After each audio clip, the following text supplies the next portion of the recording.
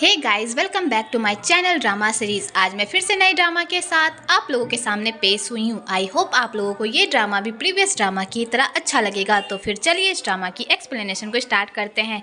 आगे सारे लोग मिलकर पार्टी कर रहे होते हैं तो यहाँ पर त्यानयू जानबूझकर सू जियाओ के करीब रहने की कोशिश करता है, पर यहाँ पर मिंगजे उसे ऐसा करने नहीं देता, बल्कि उसे जबरदस्ती वहाँ से उठाकर अपने पास बिठा लेता है ताकि वो सू जियाओ से बदला ले सके। क्योंकि सू जियाओ ने सीना को पार्टी में नहीं बुलाया होता, इसलिए मिंगजे त्यानयू को सू जियाओ से दूर रखता है ताकि वो अपनी बहन को मजा चखा सके। पर मिंगजे को क्या पता कि सू जियाओ को घंटा फर्क नहीं पड़ रहा होता कि त्यानयू उसके पास बैठे या ना बैठे, क्योंकि अब वो त्यानयू से प्यार नहीं करती। पर ये बात मिंगजे को नहीं पता होती, इसलिए उसे लग रहा होता है कि उसने त्यानयू को सू जियाओ से दूर रखकर जैसे कद्दू में बहुत बड़ा तीर मारा हो। आगे सारे लोग पार्टी में बहुत ही मस्ती करते हैं और यहाँ पर त्यानयू सबके लिए गाना भी गाता है, जिसे सुनकर वो लोग बहुत ही खुश होते हैं क्योंकि त्यानयू सच में बहुत ही प्यारा गाना गाता है। इसी चक्कर में लिंजी की नजर सू जियाओ के बाल पर जाती है, जहाँ पर उसका बाल हीट की वजह से जलने वाला होता है। लेकिन सही टाइम पर लिंजी सू जियाओ के बाल को बचा लेता है और वो उसे बांधने ही वाला होता है, लेकिन तभी वो अनकंफर्टेबल हो जाता है, जिस वजह से सू जियाओ अपने से अपने बाल को बांधती है और वो लिन को थैंक यू भी कहती है। पर अनजाने में उसका हाथ जल जाता है तो लिंजी ये सब देखकर पूरी तरह से परेशान हो जाता है। तो सू जियाओ जब लिंजी को अपनी इतनी फिक्र करते हुए देखती है तो वो उसे ही देखती रह जाती है और ये दोनों एक दूसरे में पूरी तरह से खो जाते हैं। तो त्यानयू जब उन दोनों को इतने करीब देखता है तो उसे बहुत ही जलन होती है और वो उन दोनों पर पाइप से पानी फेंकने लगता है, जिस वजह से यहाँ पर सारे लोग पानी से खेलने लगते हैं और एक दूसरे पर पानी फेंकने लगते हैं और साथ में ढेर सारी मस्ती करते हैं। लेकिन इसी बीच में फिर से लिंजी और सू जियाओ एक दूसरे के काफी करीब आ जाते हैं और इन दोनों के बीच प्यारा सा मोमेंट भी दिखाया जाता है।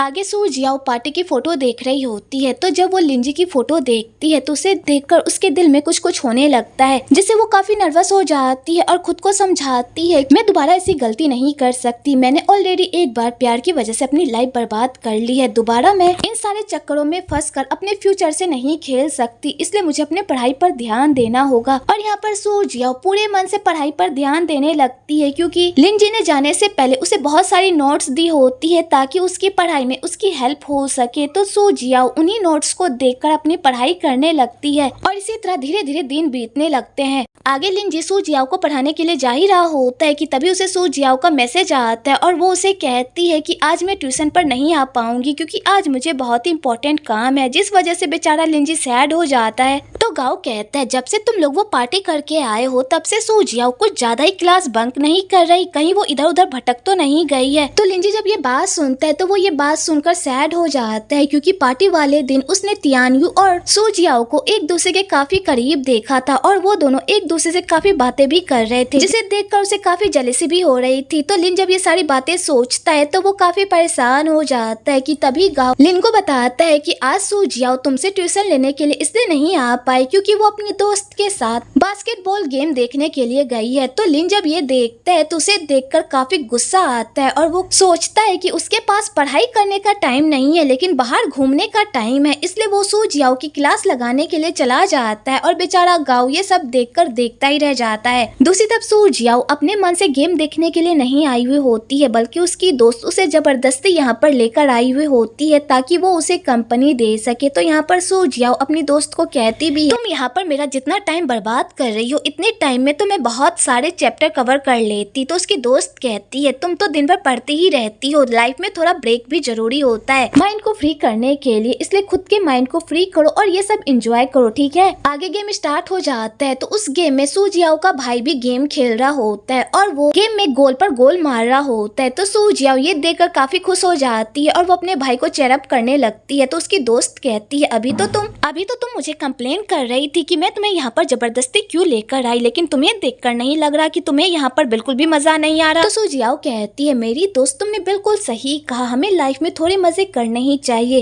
इसलिए मैं भी तुम्हारे साथ मजे कर रही हूँ। कि तभी उधर से त्यानयू की एंट्री होती है तो यहाँ पर सू जियाओ त्यानयू को देखकर पूरी तरह से शॉक्ड हो जाती है और वो कहती है तुम्हें तो गेम में होना चाहिए, तुम यहाँ पर क्या कर रहे हो। तो त्यानयू कहता है मैंने गेम से ब्रेक ले लिया है क्योंकि अब मेरा सारा ध्यान पढ़ाई पर है। तो सू जियाओ ये सुनकर पूरी तरह से हैरान हो जाती है कि तभी उसके भाई को चोट लग जाती है, जिस वजह से वो गेम कंटिन्यू नहीं कर पाता और उसकी टीम हारने वाली होती है। लेकिन तभी यहाँ पर सू जियाओ अपना एक दिमाग लगाती है और वहाँ पर जाकर कोच सर को कहती है मिंजे के पैर में चोट लगी है तो क्या हुआ, उसके बदले तियानयू खेलेगा। वैसे भी तियानयू इस गेम में बहुत ही माहिर है। तो यहाँ पर तियानयू गेम खेलने से इनकार कर देता है। तो यहाँ पर कोच सर उसे खूब डांटते हैं और कहते हैं तुम ऐसा कैसे कर सकते हो। तो तियानयू कहता है सर मैंने बहुत दिनों से प्रैक्टिस नहीं की है, मुझे नहीं लगता कि मैं इस गेम में आप लोगों को जितवा पाऊंगा। और यहाँ पर वो गेम खेलने से मना करने लगता है। तो यहाँ पर सू जियाओ तियानयू को खूब डांटती है और कहती है अगर तुम इसी तरह की हरकतें करते रहे ना तो फ्यूचर में तुम एक लूजर बन जाओगे। तो तियानयू जैसे ही लूजर वाली बात सुनता है तो ये बात उसके ईगो पर आ जाती है, इसलिए वो सीधा मैदान में कूद जाता है अपनी टीम की हेल्प करने के लिए और वहाँ जाकर वो गोल पर गोल मारता है।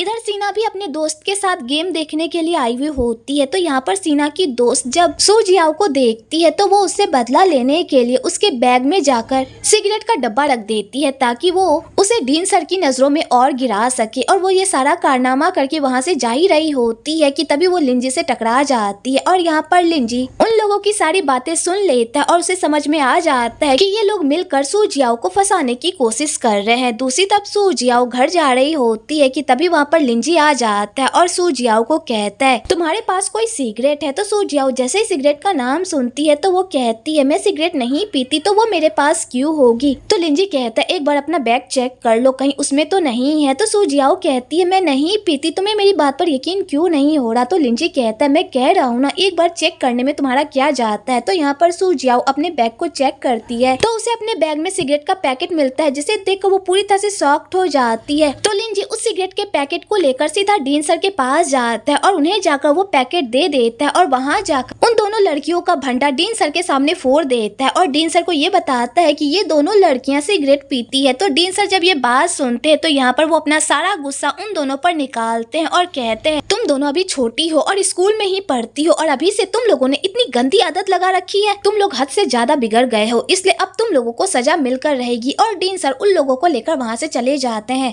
आगे सू जियाओ लिंजी को थैंक्स कहती है और उसे ये भी कहती है कि अगर सीना की मॉम को सीना की इस हरकत के बारे में पता चल गया तो सीना की मॉम सीना की तो वाट लगा देगी। तो लिंजी कहता है तुम सही कह रही हो, सीना की इस हरकत के बारे में उसकी मॉम को बिल्कुल भी पता नहीं चलना चाहिए। इसलिए लिंजी सीधा डीन सर को कॉल करता है और यहाँ पर लिंजी डीन सर को कहता है सर प्लीज इस मामले को आप अपने तक रखिएगा, प्लीज उन लोगों के पेरेंट्स को मत बताइएगा वरना उनके पेरेंट्स उन लोगों की वाट लगा देंगे। तो डीन सर कहते हैं तुम सही कह रहे हो, इस बारे में तो मुझे इन लोगों के पेरेंट्स को बताना ही चाहिए क्योंकि इन लोगों ने इस बार बहुत बड़ी गलती की है और इसकी सजा इन दोनों को मिलकर रहेगी। और यहाँ पर लिंजी सीना के साथ बिल्कुल वैसा ही करता है जैसे सीना सू जियाओ के साथ किया करती थी। तो सू जियाओ जब लिन की ऐसी हरकत देखती है तो वो पूरी तरह से शॉक्ड हो जाती है और कहती है मैंने कभी भी नहीं सोचा था कि तुम इस हद तक भी जा सकते हो। तो लिंजी कहता है उन लोगों ने गलत किया है तो उन्हें उनके किए की सजा मिलनी ही चाहिए क्योंकि हमें अपने कर्मों का फल इसी जन्म में भुगतना पड़ता है। तो सू जियाओ कहती है वैसे तुम यहाँ पर क्या कर रहे हो। तो लिंजी कहता है मैं यहाँ पर एक चोर को पकड़ने के लिए आया हूँ जो अपना क्लास बंक करके बाहर मस्ती कर रही है। तो सू जियाओ जैसे ये सुनती है तो वो चोरी छुपे वहाँ से भागने की कोशिश करती है पर लिंजी उसे भागने नहीं देता और कहता है मैंने तुम्हें पहले भी समझाया था अगर तुमने अपनी पढ़ाई को लड़म टल्ली में लिया या उसे इग्नोर किया तो तुम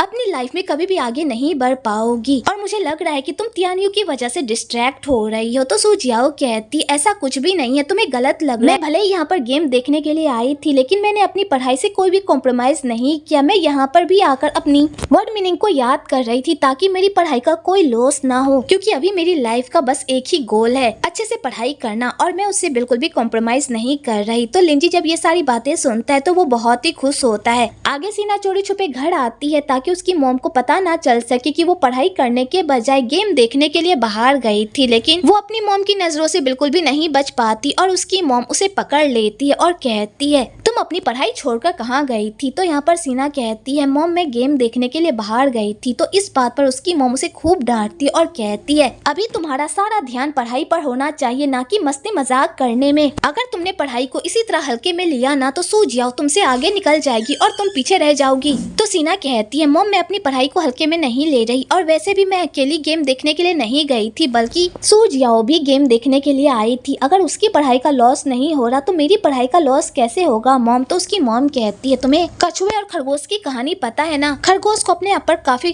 खरगोश को अपने आप पर बहुत ही घमंड था कि वो बहुत ही तेज है और उसे कछुआ कभी भी नहीं हरा पाएगा। लेकिन आखिर में क्या हुआ, कछुए ने अपनी धीमी चाल से उस खरगोश को हरा दिया और खरगोश कुछ भी नहीं कर पाया। वही तुम्हारी हालत है, तुम भी सू जियाओ को हल्के में ले रही हो, जो तुम्हें बाद में बहुत ही महंगा पड़ सकता है। इसलिए अपनी पढ़ाई पर ध्यान दो, समझी। और उसकी मॉम उसे डांट कर वहाँ से चली जाती। तो बेचारी सीना अपनी मॉम की डांट खाकर खूब रोने लगती है, क्योंकि उसकी मॉम उसे समझने की कोशिश ही नहीं करती, बल्कि उसे दूसरों से हमेशा कंपेयर करने की कोशिश करती है। आगे उसकी मॉम को उस सिगरेट वाली बात भी पता चल जाती है, जिस वजह से वो सीना को खूब डांटती है और कहती है, आजकल तुम्हारे कारनामे कुछ ज्यादा ही बढ़ गए हैं, जो बिल्कुल भी माफी लायक नहीं है। इसलिए आज के बाद तुम्हारा बाहर घूमना फिरना बंद, तुम चुपचाप घर में बैठकर पढ़ाई करोगी, समझी। और उसकी मॉम उसे डांट कर वहाँ से चली जाती है। आगे सू जियाओ का मकान मालिक उसके घर उसके पेरेंट्स से मिलने के लिए आता है और यहाँ आकर वो उन लोगों को बताता है कि वो ये अपार्टमेंट बेचना चाहता है, इसलिए वो लोग अपना इंतजाम कहीं और कर ले, क्योंकि अभी उसे पैसों की काफी जरूरत है। तो उसके पेरेंट्स ये बात सुनकर पूरी तरह से शॉक्ड हो जाते हैं। तो यहाँ पर सू जियाओ अपनी फैमिली को कहती है, अंकल ये घर बेचना चाहते हैं, तो क्यों ना हम अंकल से ये घर खरीद ले। तो उसके पेरेंट्स कहते हैं, लेकिन इस घर को खरीदने का क्या फायदा होगा। तो यहाँ पर सू जियाओ अपनी फैमिली को उस घर को खरीदने के फायदे बताती है और उन्हें ये भी बताती है कि फ्यूचर में इस जगह की कीमत बढ़ने वाली है और बगल में बहुत सारे स्टेशन भी खुलने वाले हैं। अगर हमने ये प्लॉट खरीद ली तो हमें फ्यूचर में काफी फायदा हो। तो मिंजे इस बात पर सू जियाओ का मजाक उड़ाने लगता है और कहता है, तुम्हें कैसे पता कि यहाँ पर ये सब कुछ होने वाला है। तो यहाँ पर सू जियाओ अपनी बातों को कवर अप करने के लिए अपनी फैमिली को झूठ बोलती है कि मुझे लिंजी ने इस बारे में बताया है। उसने ही मुझे बताया कि कुछ सालों बाद इस जगह की कीमत बढ़ने वाली है। और तुम लोगों को पता है ना कि लिंजी कुछ भी झूठ नहीं बोलता। पिछली बार जब उसने शेयर के बारे में बताया था तो हमें उस शेयर से कितना मुनाफा हुआ था। जब उसकी फैमिली ये सारी बातें सुनती है तो उन्हें लगता है कि अगर लिंजी ये सारी बातें कह रहा है तो वो सच ही कह रहा होगा और आगे चल के हमें मुनाफा भी हो सकता है। इसलिए वो लोग उस घर को खरीदने की प्लानिंग करने लगते हैं। तो यहाँ पर सू जियाओ के डैड कहते हैं, लेकिन हमारे पास तो पैसे ही नहीं है और जो हमारे पास पैसे थे उसे मैंने शेयर में लगाकर पूरी तरह से बर्बाद कर दिया। अब हम इस घर को कैसे खरीदेंगे बिना पैसों के। तो उसकी मॉम कहती है, तुम फिक्र मत करो, मैं पैसों का इंतजाम करने की कोशिश करती हूँ, पैसों का इंतजाम हो जाएगा।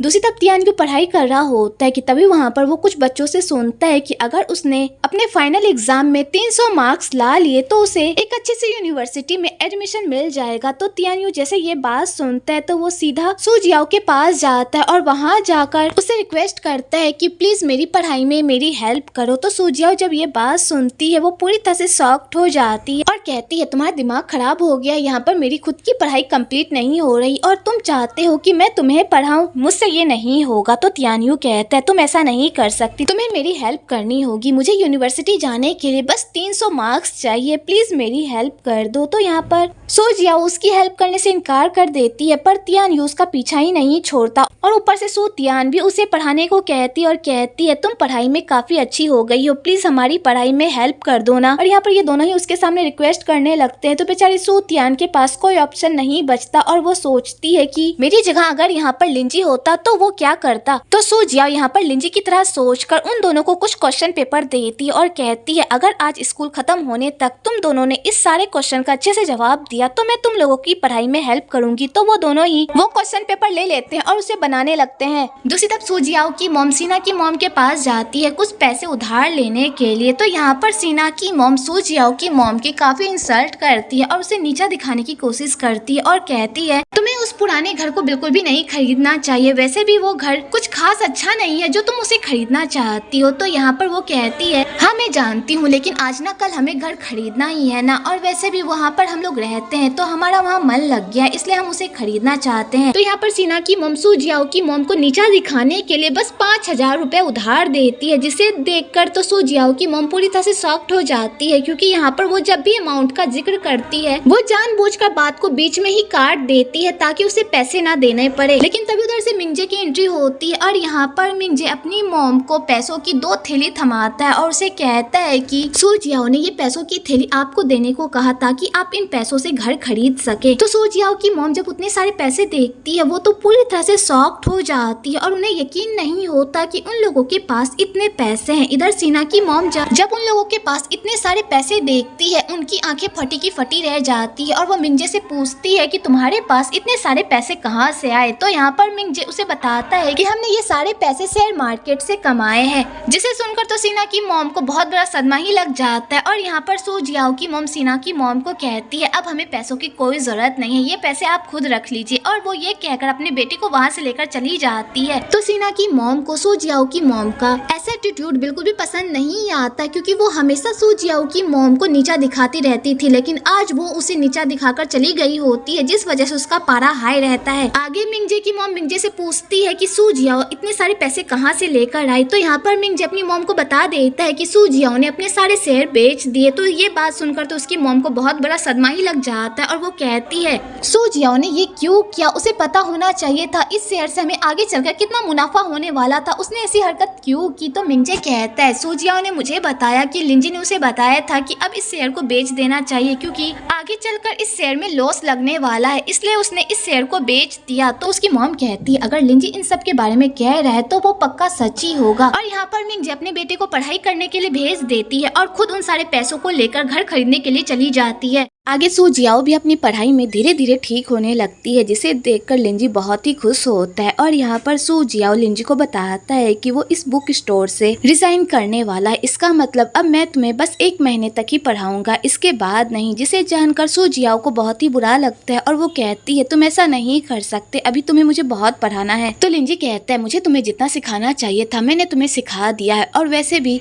एंट्रेंस एग्जाम में भी 2 महीने बाकी है, इसलिए तुम्हें अब खुद से पढ़ाई करनी चाहिए बिना किसी हेल्प के। तो बेचारी सू जियाओ को बहुत ही बुरा लगता है कि अब से लिंजी उसे नहीं पढ़ाएगा। आगे इसी तरह धीरे धीरे दिन बीतते जाते हैं, सारे बच्चे अपनी पढ़ाई पर मेहनत करने लगते हैं और जमकर पढ़ाई करते हैं। और कुछ दिन बाद मिड टर्म एग्जाम का दिन भी आ जाता है और वो लोग बहुत ही अच्छे से एग्जाम देते हैं। और उसके कुछ दिन बाद एग्जाम का रिजल्ट भी आ जाता है और इस बार रिजल्ट बहुत ही शानदार होता है और ऊपर से सू जियाओ टॉप 10 में आ गई होती है, जिस वजह से सू जियाओ की खुशी का कोई ठिकाना ही नहीं रहता। ऊपर से उसके सारे क्लासमेट और टीचर भी उसे ढेर सारी बधाइयां देते हैं। दूसरी तरफ सीना को जब पता चलता है कि वो टॉप 10 में नहीं बल्कि उसका रैंक 11 है, ये बात जानकर तो उसे बहुत बड़ा सदमा लगता है, क्योंकि इस बार सू जियाओ ने उसे पीछे छोड़ दिया होता है, जिस वजह से सीना का गुस्सा 7वें आसमान पर रहता है कि आखिरकार वो सू जियाओ उसे कैसे हरा सकती है। दूसरी तरफ सू जियाओ के सारे क्लासमेट सू जियाओ से पढ़ाई की टिप्स लेते हैं, क्योंकि सू जियाओ ने इतने कम वक्त में ही अपनी पढ़ाई में इतना सुधार कर लिया होता है जिससे वो टॉप 10 में आ गई होती है। इसलिए वो सारे बच्चे सू जियाओ से पढ़ाई में हेल्प मांगते हैं, तो सू जियाओ भी मना नहीं करती और वो उन सारे बच्चों की पढ़ाई में हेल्प करती है। दूसरी तरफ सीना सैड होकर घर जा रही होती है, क्योंकि उसे पता होता है कि घर जाने के बाद उसकी मॉम उसे खूब डांटने वाली है उसके रिजल्ट को लेकर। लेकिन तभी वहाँ पर मिंगजे आता है और वो सीना को कहता है सीना इस बार भी तुम ही टॉप आई होगी ना, मुझे पता ही था, तुम पढ़ाई में इतनी अच्छी हो तो तुम ही टॉप आई होगी। तो बेचारी सीना जब मिंगजे के मुँह से ऐसी बातें सुनती है तो बेचारी के पास इस बात का कोई जवाब नहीं होता, क्योंकि इस बार वो टॉप नहीं आई होती बल्कि उसकी बहन टॉप आई होती है, जिस वजह से वो बहुत ही एम्बेरस फील कर रही होती है। लेकिन तभी उसकी मॉम का कॉल आ जाता है, जिस वजह से वो मिंगजे से बात नहीं कर पाती और वो वहाँ से जाने लगती है। तो यहाँ पर मिंगजे सीना को कहता है सीना तुम स्कूल में टॉप आओ या ना आओ, लेकिन मुझे तुम पर गर्व है, क्योंकि तुम बहुत ही अच्छी हो और तुम कहीं भी अपना नाम बना सकती हो। तो सीना जब ये सारी बातें सुनती है तो वो पूरी तरह से हैरान हो जाती है, क्योंकि उसकी मॉम उसे हमेशा डांटती रहती है और हमेशा दूसरों से कंपेयर करती रहती है, पर मिंगजे उसे कभी भी किसी से कंपेयर नहीं करता बल्कि उसे वैसा फील करवाता है जैसी वो है। तो सीना ये सब देखकर बहुत ही खुश हो जाती है और वो मिंगजे को थैंक यू कहकर वहाँ से चली जाती है। तो मिंगजे ये देखकर बहुत ही खुश होता है।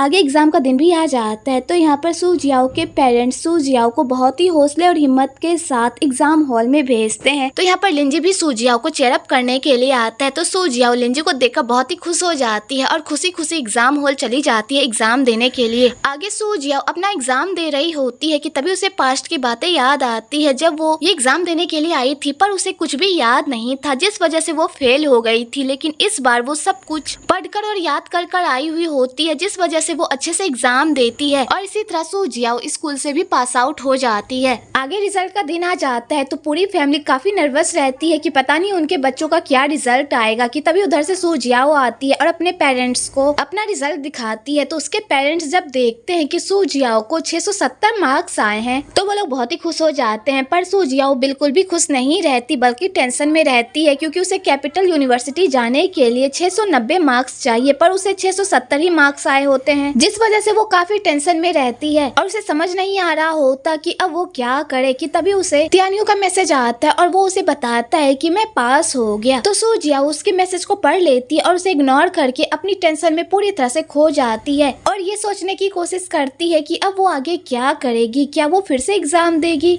और वो यही सब सोच सोच कर दिमाग खा रही होती है कि तभी तियान्यू से फिर से मैसेज करता है और कहता है तुमने मेरे मैसेज का रिप्लाई क्यों नहीं किया। पर सो जियाओ फिर से उसके मैसेज को इग्नोर कर देती है। तो बेचारा तियान्यू बहुत ही परेशान हो जाता है और वो अपने दोस्त को कहता है मैं उसे मैसेज कर रहा हूँ पर वो मेरे मैसेज का रिप्लाई नहीं कर रही। तो वो मोटू कहता है कहीं तुम सो जियाओ को पसंद तो नहीं करने लगे। तो वो तियान्यू कहता है हाँ मैं उसे पसंद करता हूँ पर पता नहीं वो मुझे इग्नोर करती है। तुम ही बताओ मैं ऐसा क्या करूँ जिससे सो जियाओ मान जाए। तो यहाँ पर मोटू तियान्यू को सो जियाओ को पटाने के टिप्स देता है और उसे कहता है कि तुम सो जियाओ को बाहर घुमाने के लिए लेकर जाओ और वहाँ जाकर उसे पटाने की कोशिश करो, शायद वहाँ पर तुम्हारी बात बन जाए। तो तियान्यू यहाँ पर सो जियाओ को कॉल करता है और कहता है कि हम लोग फेयरवेल ट्रिप पर जा रहे हैं, क्या तुम हमारे साथ चलोगी। तो सो जियाओ कहती है मुझे नहीं पता, अभी मैं कहीं भी जाने के मूड में नहीं हूँ। और सो जियाओ उसका कॉल कट कर देती है। आगे लिंजी भी सो जियाओ को मैसेज करके उसके मार्क्स के बारे में पूछता है पर यहाँ पर सो जियाओ उसे रिप्लाई नहीं करती बल्कि पूरी तरह से टेंशन में रहती है। इधर लिंजी भी काफी टेंशन में रहता है कि अभी तक सो जियाओ ने उसे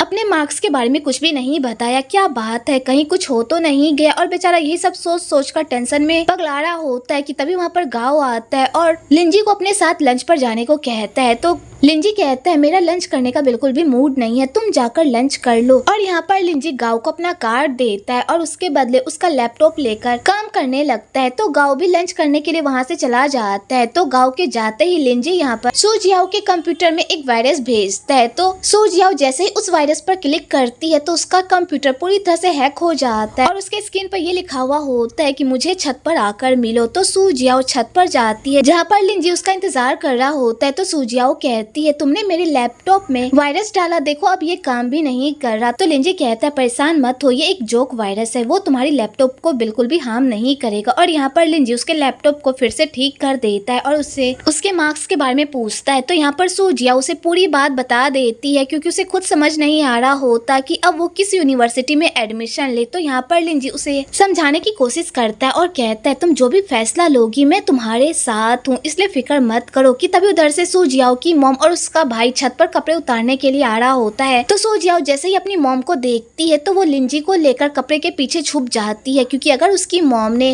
उन दोनों को एक साथ देख लिया तो बहुत बड़ा रायता फैल जाएगा, जिस वजह से सो जियाओ काफी डरी हुई होती है और लिंजी भी। इधर सो जियाओ की मॉम उस कपड़े को उतारने की कोशिश कर रही होती है पर वो कपड़ा उतर ही नहीं रहा होता क्योंकि दूसरी तरफ से उन लोगों ने उस कपड़े को इतनी टाइट से पकड़ा होता है ताकि सो जियाओ की मॉम उन दोनों को ना देख सके। इधर मिंगजे ये सब नोटिस कर लेता है और वो समझ जाता है कि इस कपड़े के पीछे कोई है, इसलिए वो अपनी मॉम को किसी बहाने से वहाँ से लेकर चला जाता है। इधर सो जियाओ और लिंजी जब उन दोनों को वहाँ से जाते हुए देखते हैं तो वो राहत महसूस करते हैं, लेकिन इन्हीं बीच इन लोगों के बीच क्यूट सा मोमेंट हो जाता है और ये दोनों एक दूसरे की आंखों में इतना खो जाते हैं कि इन्हें बाहर की खबर ही नहीं रहती। लेकिन तभी इन दोनों के रोमांस में मिंगजे कबाब में हड्डी बनकर टपक पड़ता है और कहता है मुझे पता ही था तुम दोनों ही होगे यहाँ पर, वैसे तुम दोनों यहाँ पर क्या कर रहे हो, अब ये मत कहना कि तुम दोनों यहाँ पर पढ़ाई करने के लिए आए हो। भाई अब तो एग्जाम खत्म हो गया, अब तो पढ़ाई से ब्रेक ले लो। तो वो दोनों इस बात का कोई जवाब नहीं देते क्योंकि उनके पास इस बात का कोई जवाब नहीं होता। तो यहाँ पर लिंजी सो जियाओ को कहता है कि कल 3 बजे तुम मुझे कैपिटल यूनिवर्सिटी में मिलना, मुझे तुम्हें कुछ दिखाना है। और लिंजी ये कहकर वहाँ से चला जाता है। आगे लिंजी लैब जाता है तो वहाँ पर बस वो सो जियाओ के बारे में ही सोचता रहता है क्योंकि अब उसके दिल में सो जियाओ को लेकर फीलिंग्स पैदा होने लगी होती है, जिस वजह से वो हर बार सो जियाओ की तरफ अट्रैक्ट हो रहा होता है और उसी के बारे में सोच रहा होता है। अगले दिन सो जियाओ गहरी नींद में सोई हुई होती है कि तभी वहाँ पर उसका भाई आता है और उसे उठाने की कोशिश करता है, पर वो इतनी गहरी नींद में सोई हुई होती है कि वो उठने का नाम ही नहीं लेती। तो उसका भाई भी हार नहीं मानता और वो किसी तरह उसे उठा ही देता है और कहता है बहना उठ जाओ, क्या तुम भूल गई कि आज तुम्हें 3 बजे डेट पर जाना है। तो सो जियाओ जैसे ही डेट का नाम सुनती है तो वो फटाक से उठ जाती और कहती है क्या सच में आज हमारी पहली डेट है। और सो जियाओ रेडी होने के लिए जाने लगती है। तो यहाँ पर मिंगजे कहता है क्या तुम अपनी डेट पर ये पहन कर जाओगी। सो जियाओ कहती है तुम क्या बात कर रहे हो, मैं कौन सी डेट पर जा रही हूँ। तो मिंगजे कहता है मुझे पता है कि तुम्हारा बचपन से सपना है कैपिटल यूनिवर्सिटी जाने का और आज तुम वहाँ जा रही हो, तो क्या ये कपड़े पहन कर जाओगी। उस यूनिवर्सिटी में पहली बार जाना भी तो पहली डेट ही हुई ना। तो सो जियाओ कहती मैं जो भी पहन कर जाऊँ, तुम पहले यहाँ से दफा हो, मुझे रेडी होना है। और वो उसे वहाँ से भगा देती है। आगे सो जियाओ अच्छे से रेडी होकर यूनिवर्सिटी जाती है। तो लिंजे भी आज बहुत ही अच्छे से रेडी होकर आया हुआ होता है, जिसे देखकर सो जियाओ बहुत ही खुश होती है। आगे लिंजी सो जियाओ को अपने लैब में लेकर जाता है और वहाँ जाकर उसे बताता है कि आज सारे लोग छुट्टी पर है और मुझे बहुत सारा काम भी है, इसलिए मैं चाहता हूँ कि आज तुम मुझे असिस्ट करो।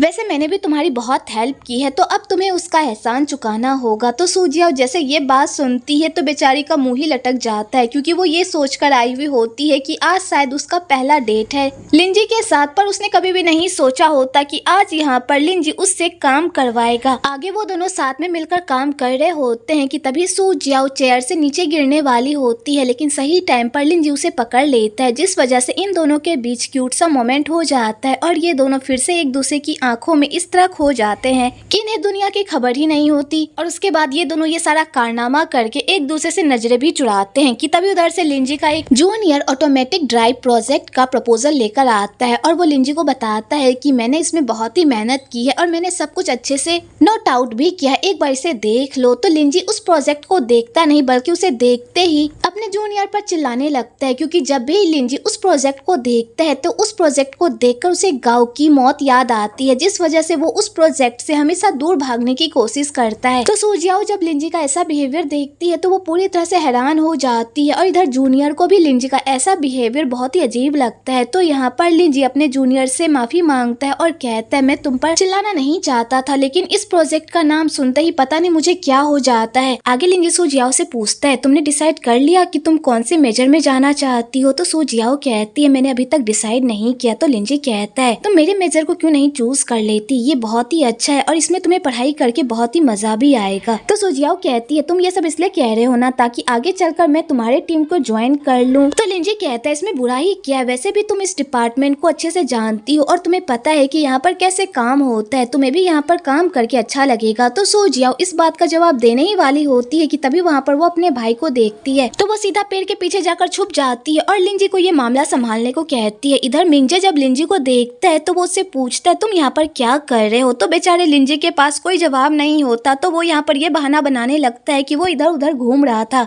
आगे मिंजे लिंजी को अपने साथ ड्रिंक करने के लिए लेकर जाता है और वहाँ जाकर उसे अपनी राम कथा सुनाता है कि वो फिर से फेल हो गया, जिस वजह से उसकी फैमिली उसे बहुत ही डांट रही है और कोई भी उसकी फीलिंग्स नहीं समझ रहा। और यहाँ पर मिंजे नशे की हालत में बहुत ही बेकार सी बातें करने लगता है। तो बेचारा लिंजे उसकी बहकी बातें सुनकर पूरी तरह से पगला जाता है और वो सीधा सूजियाओ को मैसेज करता है कि तुम यहाँ पर क्यों नहीं आ जाती अपने भाई को संभालने के लिए। तो सूजियाओ कहती है मैं वहाँ नहीं आ सकती, अगर मैं वहाँ पर आ गई तो फिर हम दोनों में लड़ाई हो जाएगी और बहुत ज्यादा ड्रामा क्रिएट हो जाएगा जो तुम हैंडल नहीं कर पाओगे, इसलिए तुम ही उसे संभालो। तो बेचारा लिंजी पूरी तरह से परेशान हो जाता है, क्योंकि यहाँ पर मिंजे नशे की हालत में ऐसी बहकी बातें कर रहा होता है जिससे बेचारे को नींद भी आने लगती है। तो यहाँ पर मिंजे लिंजी से पूछता है कि तुमने कितनी लड़कियों को डेट किया है? तो लिंजी इस बात का जवाब नहीं देता। तो मिंजे कहता है कहीं ऐसा तो नहीं है कि तुमने आज तक किसी भी लड़की को डेट नहीं किया, तुम पीएचडी करने वाले हो और अभी तक तुमने किसी भी लड़की को डेट नहीं किया, ये तो बहुत ही अजीब बात है। कहीं ऐसा तो नहीं है कि तुम किसी को पसंद करते हो? बताओ किसे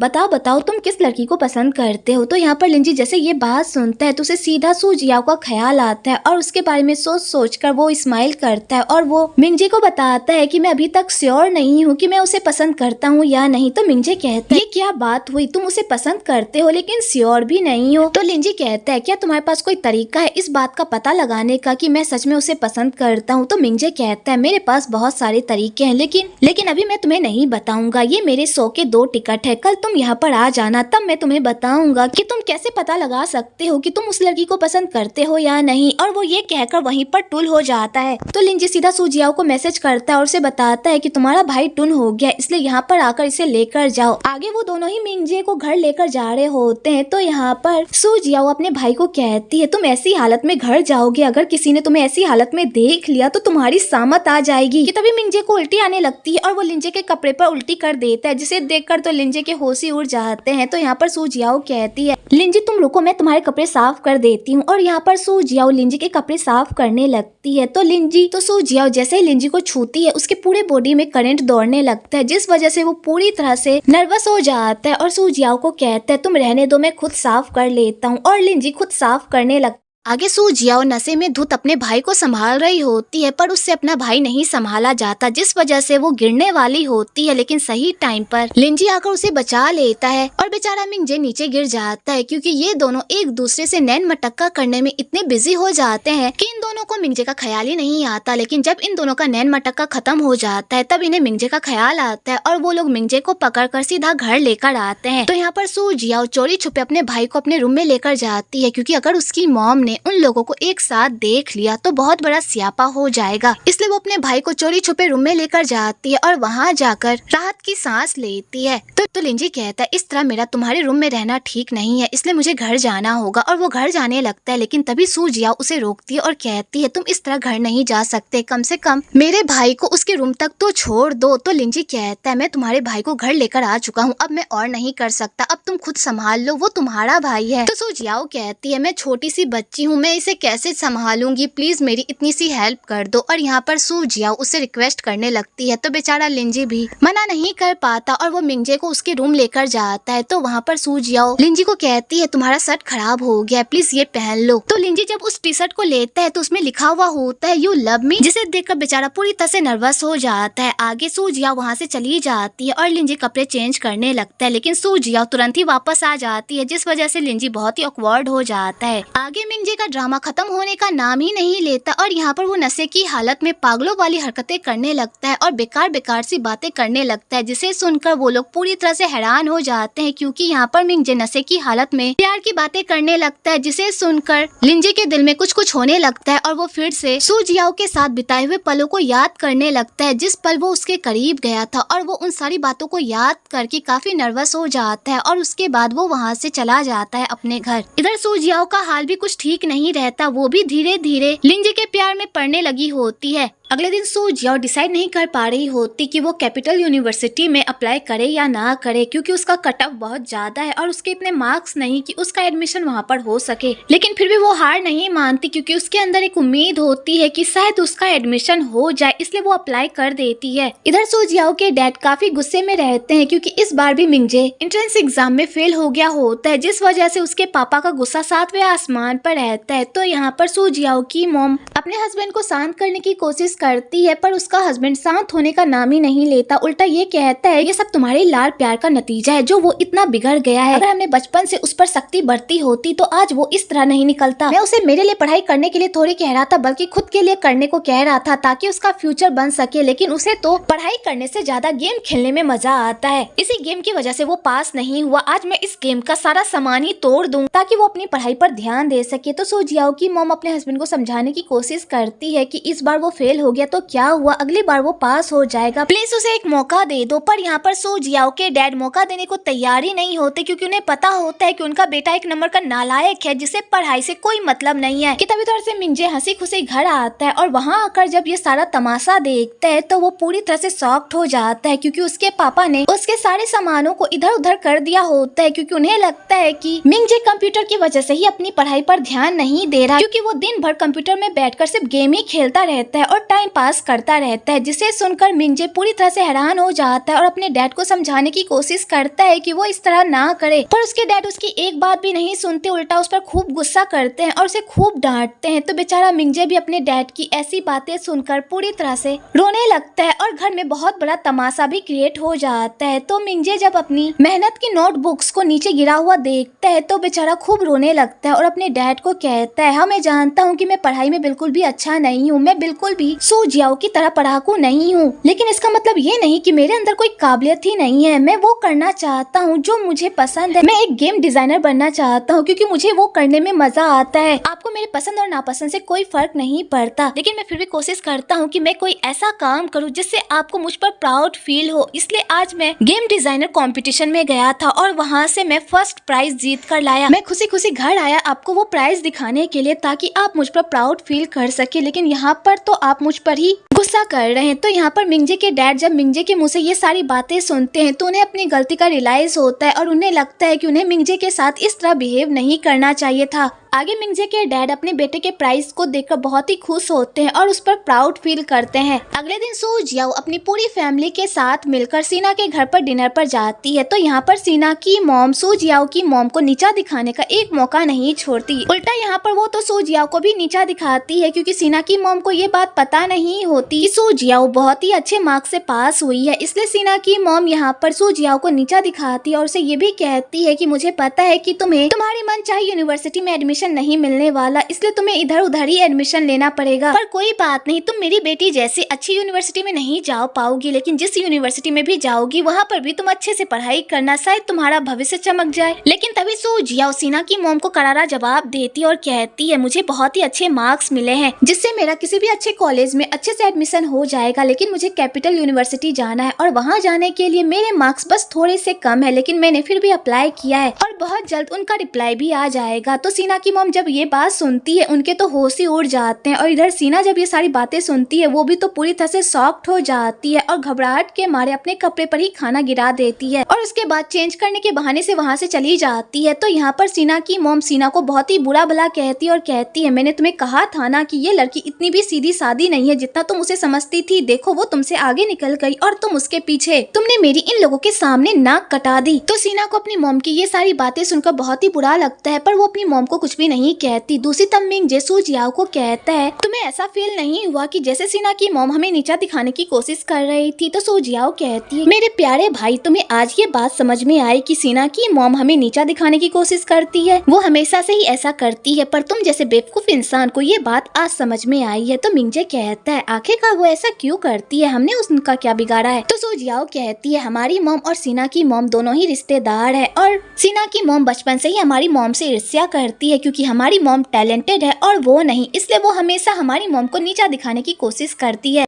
तो मिंगजे कहता है तुमने बात तो बिल्कुल सही कही, हमारी मॉम है तो बहुत ही अमेजिंग, लेकिन मुझे ये बात समझ नहीं आ रही कि हमारी मॉम अगर इतनी अच्छी है तो उन्होंने डैड जैसे इंसान से क्यों शादी की? वो तो किसी भी अमीर बंदे से शादी कर सकती थी ना, तो उन्हें डैड में ऐसा क्या दिख गया जो उन्होंने इनसे शादी कर ली? तो सू जियाओ कहती है क्योंकि लोग प्यार में अंधे हो जाते हैं और प्यार में पड़ने के बाद उन्हें सही और गलत का फर्क पता नहीं चलता। जैसे तुम्हें ही देख लो ना कि तब इधर से सीना रेडी होकर बाहर आती है तो मिंगजे सीना को देखकर उसके पास चला जाता है और उसकी खूब तारीफ करने लगता है, जिसे देखकर सू जियाओ पूरी तरह से हैरान हो जाती है, क्योंकि उसे पता होता है कि उसका भाई सीना के प्यार में पूरी तरह से पागल हो गया, इसलिए वो उसके आगे पीछे मंडराता रहता है। आगे सीना की मॉम फिर से सू जियाओ की मॉम को नीचा दिखाने की कोशिश करती है और उसके बेटे को लेकर उसे टॉन्ट मारती है तुम्हारे बेटे को एग्जाम में बहुत ही कम मार्क्स आए हैं, जिस वजह से इसे अच्छी यूनिवर्सिटी मिल पाना बहुत ही मुश्किल है और बाय चांस अगर मिल भी गई तो उसका खर्चा बहुत ही आएगा, इसलिए अगर तुम्हें पैसों की जरूरत पड़े तो तुम मुझसे बेहिचक मांग लेना। और यहाँ पर सीना की मॉम फिर से पैसों को लेकर उन लोगों को नीचा दिखाने की कोशिश करती है, लेकिन तभी सू जियाओ यहाँ पर एक बहुत बड़ा बम फोड़ती है और सबको बताती है कि वो लोग जिस घर में रह रहे हैं वो घर बहुत जल्द सरकारी होने वाली है, इसलिए सरकार उन लोगों को उस घर को छोड़ने के लिए बहुत बड़ा मुआवजा देने वाली है, जिससे वो लोग रातों रात अमीर बनने वाले हैं। जब सू जियाओ की फैमिली को इस बारे में पता चलता है तो उनकी खुशी का कोई ठिकाना ही नहीं रहता और यहाँ पर सू जियाओ सीना की मॉम को मुंह तोड़ जवाब देती है और उसे ये कहती है कि अब से मेरी मॉम को हाउसकीपर वाला काम करने की कोई जरूरत नहीं है, क्योंकि अब मेरी मॉम इतने पैसों में खेलेगी कि उन्हें ये सब काम करने की कोई जरूरत ही नहीं है, इसलिए आंटी आप कोई और हाउसकीपर ढूंढ लीजिए, क्योंकि अब मेरी मॉम आपके घर पर काम नहीं करेगी। तो सीना की मॉम जब ये बात सुनती है तो ये बात सुनकर तो उन्हें और मिर्गी का दौरा पड़ जाता है, क्योंकि यहाँ पर वो जितनी बार उन लोगों को नीचा दिखाने की कोशिश कर रही थी उतनी बार वो खुद उन लोगों के सामने नीचे गिर गई होती है। आगे पूरी फैमिली इस बात की प्लानिंग कर रही होती है कि अब वो अपना नया घर किस जगह पर लेंगे, तो सब यहाँ पर अपने अपने आइडियाज दे रहे होते हैं कि हम यहाँ पर अपना नया घर लेंगे, लेकिन तभी सू जियाओ अपनी फैमिली को कहती है कि हमें इस जगह पर अपना घर लेना चाहिए, क्योंकि इस जगह पर अभी ज्यादा कुछ फैसिलिटी नहीं है, लेकिन बहुत जल्द इस जगह पर बहुत ज्यादा फैसिलिटी हो जाएगी और यहाँ की कीमत भी बढ़ जाएगी। अगर हम इस जगह पर अपना नया घर लेंगे तो हमें बहुत ही फायदा होगा और हमारा घर मार्केट में पड़ेगा। तो उसकी फैमिली उससे पूछती है कि तुम्हें इस बारे में इतना कैसे पता है? तो यहाँ पर सू जियाओ फिर से झूठ बोलती है कि मुझे इस बारे में लिंजी ने बताया है, इसलिए मुझे इन सब के बारे में पता है। तो वो लोग कहते हैं अगर लिंजी ने इस बारे में बताया है तो उसने सही बताया होगा, वैसे भी उसने कई बार हमारी हेल्प की है, तो हमें उसकी बात माननी चाहिए। और वो लोग उसी जगह पर अपने नए घर को खरीदने की प्लानिंग करते हैं। आगे गाओ लिंजी को अपने साथ एक पार्टी में जाने को कहता है क्योंकि उस पार्टी में बहुत सारे इन्वेस्टर आने वाले होते हैं। इसलिए गाओ उस पार्टी का फायदा उठाकर वहां पर अपने प्रोजेक्ट के बारे में उन सारे इन्वेस्टर से बात करने की प्लानिंग करता है ताकि वहां पर उसे अपने नए प्रोजेक्ट के लिए कोई अच्छा सा इन्वेस्टर मिल जाए जिससे उन लोगों की लाइफ सेट हो जाए। तो लिंजी कहता है मुझे ये काम करने में बिल्कुल भी इंटरेस्ट नहीं है, इसलिए ये काम तुम खुद ही करो और हाँ, बाहर जाने से पहले दवाई ले लेना क्योंकि तुम्हारी तबीयत बिल्कुल भी ठीक नहीं है। तो गाओ कहता है मुझे कुछ भी नहीं हुआ है, बस मुझे थोड़ी सी जुकाम हो गई है जो कल तक ठीक हो जाएगी। कि तभी लिंजी को उसकी बहन का कॉल आता है और उसकी बहन उसे बताती है कि उसके पेरेंट्स वापस आ गए हैं और वो उससे मिलना चाहते हैं। तो यहाँ पर लिंजी उन लोगों से मिलने से मना कर देता है। तो उसकी बहन उसे मनाने की बहुत कोशिश करती है पर वो मानने को तैयार ही नहीं होता। दूसरी तरफ सू जियाओ यूनिवर्सिटी के ईमेल का इंतजार कर रही होती है कि तभी उसे सू तियान का कॉल आता है और सू तियान उसे बताती है कि तुम्हें पता है मैंने अभी लिंजी को किसी लड़की के साथ देखा, मुझे लगता है वो लड़की उसकी गर्लफ्रेंड है। तो सू जियाओ जैसे ये बात सुनती है वो पूरी तरह से शॉक्ड हो जाती है और वो कहती है तुम्हें गलतफहमी हुई होगी, वो शायद उसकी क्लासमेट होगी या कोई कलीग होगी। तो सू तियान कहती है ऐसा नहीं है, वो बिल्कुल भी उसकी कलीग नहीं लग रही थी, वो दोनों एक दूसरे के काफी करीब थे, मुझे लगता है कि वो पक्का उसकी गर्लफ्रेंड ही है, इसलिए तो वो उसे अपने घर लेकर जा रही है। तो सू जियाओ जब ये सारी बातें सुनती है तो वो पूरी तरह से हैरान हो जाती है कि तभी सू तियान उसे ये बात बताती है कि मुझे लगता है कि लिंजी खतरे में पड़ने वाला है क्योंकि इस घर का मालिक वापस आ गया है और वो दोनों घर के अंदर हैं। अगर इस घर के मालिक ने उन दोनों को एक साथ देख लिया तो लिंजी की खैर। तो सू जियाओ जब ये बात सुनती है तो उसे लगता है कि शायद लिंजी किसी प्रॉब्लम में है, इसलिए वो उसकी हेल्प करने के लिए चली जाती है। इधर लिंजी के पेरेंट्स घर वापस तो आ जाते हैं लेकिन घर आते ही ये दोनों एक दूसरे से लड़ाई करने में बिजी हो जाते हैं और सामान को तोड़ फोड़ करने लगते हैं क्योंकि इन दोनों हस्बैंड वाइफ में बिल्कुल भी नहीं बनती और ये दोनों छोटी छोटी बात पर भी एक दूसरे से लड़ते ही रहते हैं। और बेचारा लिंजी अपने पेरेंट्स की लड़ाई को अवॉइड करने की कोशिश करता है, इसलिए वो अपने पेरेंट्स से दूरी बनाकर रखता है क्योंकि उन्हें उन दोनों का लड़ना बिल्कुल भी पसंद नहीं होता। इधर सू जियाओ भी वहाँ पर पहुँच जाती है तो यहाँ पर सू तियान सू जियाओ को बताती है कि घर से बहुत ही चिल्लाने की आवाज आ रही है, मुझे लगता है कि घर के मालिक ने उन दोनों को एक साथ पकड़ लिया है जिस वजह से वो लोग इतना बड़ा हंगामा क्रिएट कर रहे हैं। तो सू जियाओ जब ये सब कुछ सुनती है तो उसे लिंजी की फिक्र होने लगती है और वो लिंजी को बचाने के लिए उसके घर के अंदर जाने लगती है, लेकिन तभी वहाँ पर लिंजी आ जाता है और वो सू जियाओ को देखकर उससे पूछता है कि तुम यहाँ पर क्या कर रही हो। तो सू जियाओ कहती है हमें यहाँ से जाना होगा वरना वो लोग तुम्हें पकड़ लेंगे। तो लिंजी कहता है मुझे कौन पकड़ेगा, ये मेरा घर है, मेरे घर में मुझे कौन पकड़ेगा। तो सू जियाओ जैसे ये बात सुनती है कि ये लिंजी का घर है, ये बात जानकर तो उसके होश ही उड़ जाते हैं। आगे लिंजी उसे घर के अंदर लेकर जाता है और वहाँ जाकर उसे केक खिलाता है और उसके बाद वो उसे घर छोड़ने के लिए जा ही रहा होता है कि तभी उधर से उसके पेरेंट्स आ जाते हैं और उसके पेरेंट्स सू जियाओ के सामने ऐसा प्रिटेंड करते हैं कि जैसे उन दोनों के बीच बहुत ही प्यार हो और वो लोग हंसी खुशी एक फैमिली की तरह एक घर में रहते हैं। तो सू जियाओ लिंजी के पेरेंट्स से मिलकर बहुत ही खुश होती है क्योंकि लिंजी के पेरेंट्स उसका बहुत ही अच्छे से वेलकम करते हैं क्योंकि उन्हें यहाँ पर ये गलतफहमी हो जाती है कि सू जियाओ उनके बेटे की गर्लफ्रेंड है।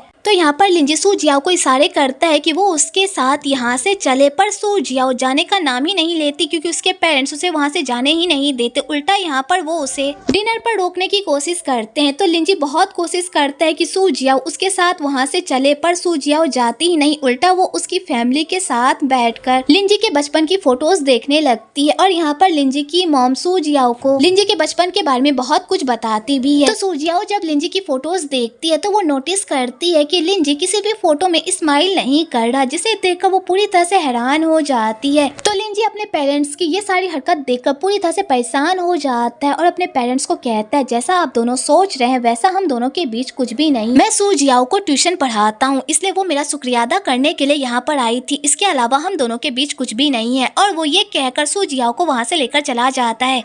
आगे सू जियाओ लिंजी की बचपन की फोटो को देखकर स्माइल कर रही होती है और लिंजी ये सब देखकर बहुत ही खुश हो रहा होता है। तो यहाँ पर सू जियाओ लिंजी को कहती है कि हम लोग ग्रेजुएशन ट्रिप के लिए माउंटेन जा रहे हैं, क्या तुम हमारे साथ चलोगे? मैंने सुना है कि माउंटेन पर जाने के बाद सारे लोग रिलैक्स फील करते हैं और तुम्हें भी रिलैक्स की बहुत जरूरत है, इसलिए चलो ना हमारे साथ, वहाँ बहुत मजा आएगा। तो लिंजी कहता है अभी मैं बहुत बिजी हूँ इसलिए मैं तुम्हारे साथ नहीं जा पाऊंगा। आगे सू जियाओ लिंजी को कहती है मैंने तुम्हारी सारी फोटोज फोटोज देखी लेकिन तुम किसी भी फोटो में स्माइल नहीं कर रहे थे, तो चलो आज तुम्हारी एक स्माइली फोटो क्लिक करते हैं। और यहाँ पर सू जियाओ लिंजी को स्माइल करने को कहती है पर वो स्माइल ही नहीं करता। तो यहाँ पर सू जियाओ अपने तरीके से लिंजी को स्माइल करवाती है और उसकी फोटो क्लिक करवाती है, जिस चक्कर में ये दोनों एक दूसरे के काफी करीब भी आ जाते हैं। आगे लिंजी गाँव के लिए मेडिसिन लेकर लैब जाता है, तो वहाँ पर वो गाँव को कहता है तुम्हें देखकर लग रहा है तुम्हारी तबीयत बहुत ही खराब है, मुझे लगता है तुम्हें पार्टी में नहीं जाना चाहिए। तो गाँव कहता है मैं ये मौका मिस नहीं कर सकता, इसलिए मुझे माउंटेन जाना ही होगा। तो लिंजी जैसे ये सुनता है कि पार्टी कहीं और नहीं बल्कि माउंटेन पर है, तो ये बात सुनकर वो बहुत ही खुश हो जाता है और वो गाँव को कहता है गाँव तुम्हारी तबीयत बहुत खराब है, इसलिए मैं तुम्हें वहाँ पर जाने बिल्कुल भी नहीं दूंगा,